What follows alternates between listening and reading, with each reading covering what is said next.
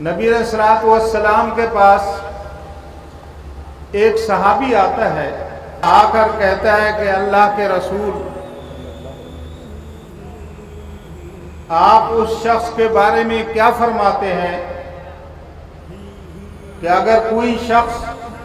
کسی کے ساتھ محبت کرتا ہے وَلَمَّا يَلْحَقْ بِهِمْ، اور ان کے مرتبے کو، ان کے مقام کو پہنچ نہیں سکتا، تو ہمارا قیامت والے دن مقام اور مرتبہ کیا ہوگا؟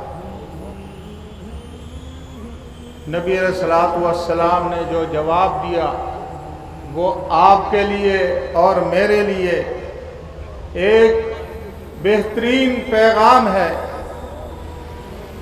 نبی علیہ الصلوۃ والسلام نے فرمایا المرء مع من احب، اور قیامت کے دن بندہ جس کے ساتھ محبت کرے گا اس کے ساتھ اٹھایا جائے گا۔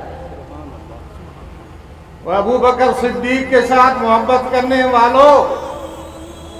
عمر فاروق کے ساتھ محبت کرنے والوں، عثمان غنی کے ساتھ محبت کرنے والوں، علی المرتضیٰ کے ساتھ محبت کرنے والوں، حسنین کریمین کے ساتھ محبت کرنے والوں، حضرت معاویہ کے ساتھ محبت کرنے والوں،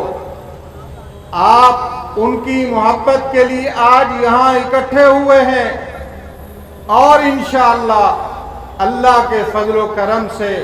نبی علیہ الصلوۃ والسلام نے جو بشارت دی ہے اس کے مطابق آپ انشاءاللہ قیامت کے دن ان کے ساتھ ہوں۔ قیامت کے دن